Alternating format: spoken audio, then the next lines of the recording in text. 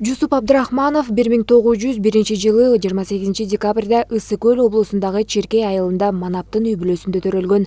Абдрахманов Сазановка кыштагындагы орус түзем мектебинде 3 класска чейин окуп, 1914 жылдан баштап билимин Каракол шаардык жогорку башталгыч окуу жайында уланткан. Тилекке каршы 2016 жылы Үркүн окуясынан улам Абдрахманов окуусун бүтүрө албай калган. Андан соң Жусуп Абдрахманов Кызыл армияга жазылып, 1 жылга жетпеген убакытта Катардагы жоокердин эскадрондун командирлигине чейин көтөрүлгөн. Алгач 1919 жылдын Верныйдагы командирлик курстан, андан кийин Ташкенттеги аскердик жогорку мектептен окуган. Кыргыз автономия республикасынын пайда болгон мезгилиндеги кыргыз жетекчилеринин ушул мамлекетти башкарып, ушул мамлекетти бутуна тургузган кишилердин эң көрүнүктүүлөрүнүн бири биз сыймыктана турган кыргыз элинин уулу Жусуп Абдрахманов. Жусуп Абдрахмановдун кыргыз эли үчүн, жаңы түптөлүп келе жаткан кыргыз мамлекети үчүн жасаган эмгеги бул чоң тарыхый иш. Биз кыргыздар жана кыргызстандыктар кыргыз мамлекетин түптөгөн улуу инсандарыбызды эч убакта унутпашыбыз керек, алар менен сыймыктанышыбыз керек. Совет бийлиги орногондон кийин партиялык курулушка баш оту менен киришкен Абдрахманов алгачкылардан болуп комсомолдун катарына өтүп, 1920 жылы Россия комсомолдугунун 3-курултайына өкүл катары катышкан. Жусуп Абдрахманов 1924 жылга чейин Жети Суу аймагында жоопту партиялык советтик кызматтарда иштеген. Ошол жылдары саналаштары менен жаңы жаш мамлекетти бутуна тургузуп, цивилизацияга кошуу иштерине киришет. Абдрахманов Кыргызстандын азыркы чектерин аныктап, ал гана эмес, өлкө аянтындагы кеңейтүү максатын кылган. Абдрахмановдун аракети менен Кыргызстан адегенде автономиялуу облус, андан кийин автономиялуу республика болгон. Мамлекеттин территориясын, мамлекеттин өзгөчөлүгүн калыптоого Жусуп Абдрахмановдун эмгеги өтө зор. Биз Жусуп Абдрахмановдун эмгегин эч убакта унутпашыбыз керек, аны менен сыймыктанышыбыз керек. Ал эми Жусуп Абдрахмановдун элеси дайыма кыргыз элинин эсинде болуш керек. Саясий ишмер 1927 жылы март айында болгону 26 жашында Кыргыз АССРнин элдик комиссарлар төрагасы болуп дайындалат. Ал бул кызматты аркалаган 5 жыл ичинде жаңы түзүлгөн жаш республикадагы бардык маанилүү жумуштарды баштап, айыл чарба, өнөр жай, билим берүү, укук, маданият сыяктуу тармактарды негиздөөгө салым кошкон. Бизде айтат, эл тилегин, эл келет, эр убайын эл көрөт деп. Аны сыгарындай Жусуп Абдрахманов атабыз улуттун уңгусун, журттун уюткусун бийик туткан, элибиздин бактысына жаралган чыгаан инсан.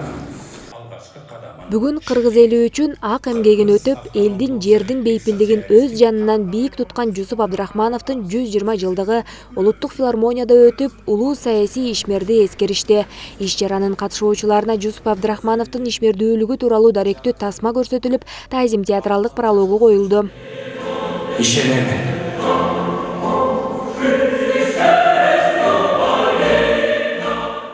2021 жылдын 9 декабрында Кыргыз Республикасынын көрүнүктүү ишмерлеринин элесин түбөлүккө калтыруу боюнча Кыргыз Республикасынын министрлер комитетинин алдындагы комиссиянын кезектеги отурумунда Кыргыз Республикасынын президентине караштуу Мамлекеттик башкаруу академиясына Кыргыз Республикасынын мамлекеттик жана саясий ишмери Жусуп Абдрахмановдун ысымын ыйгаруу маселеси каралып, колдоого алынган.